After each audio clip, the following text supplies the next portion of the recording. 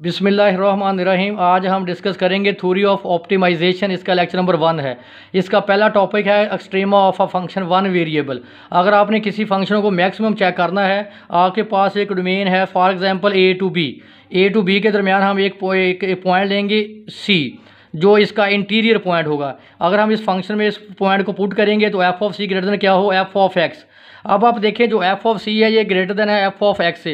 इसका मतलब इस फंक्शन की जो मैक्सिमम वैल्यू वो पॉइंट सी पे है। अगर आप एक्स को मुख्तलिफ वैल्यू चेंज भी करते जाएं तो इसकी कभी भी वैल्यू एफ ऑफ सी से बड़ी नहीं हो सकती। इसका मतलब है कि हमारे पास जो फंक्शन एफ है ये मैक्सिमम है किस पॉइंट पे, सी पे। इसी तरह हम चेक करेंगे मिनिमम फंक्शन।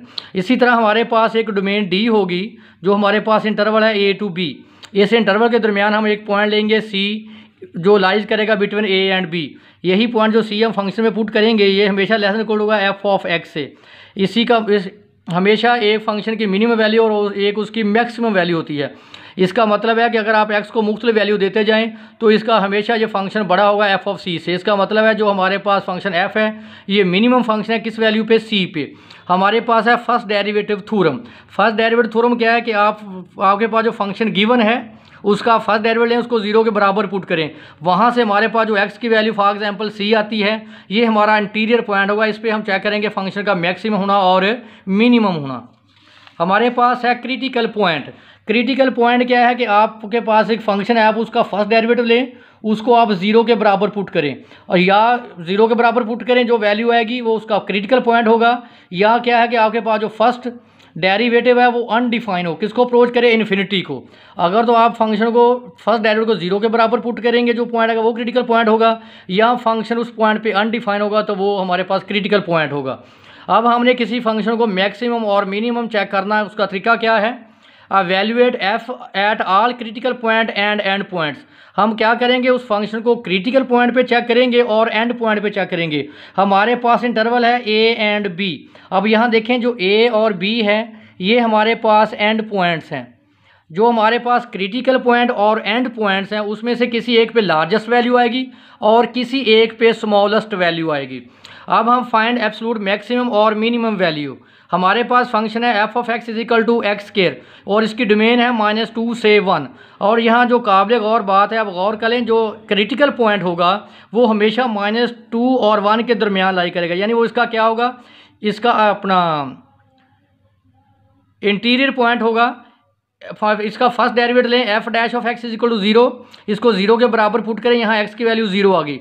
अब देखें यहाँ 0 जो हमारे पास है ये क्रिटिकल पॉइंट है, क्रिटिकल पॉइंट है।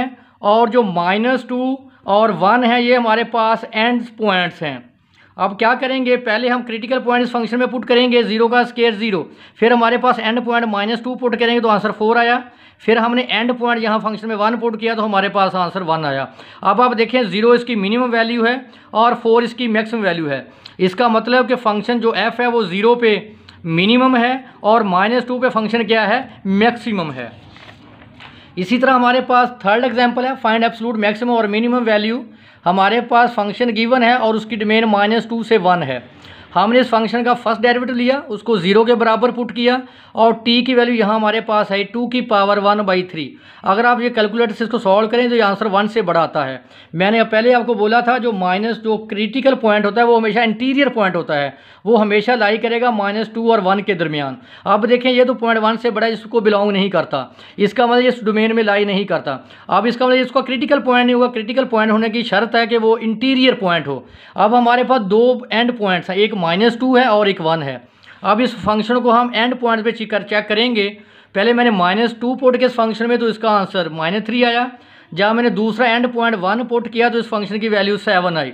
अगर आप गौर करें तो -2 पे इसकी मिनिमम वैल्यू है और +1 पे इसकी मैक्सिमम वैल्यू है। इसका मतलब फंक्शन जो g है -2 पे मिनिमम है और +1 पे ये फंक्शन मैक्सिमम है।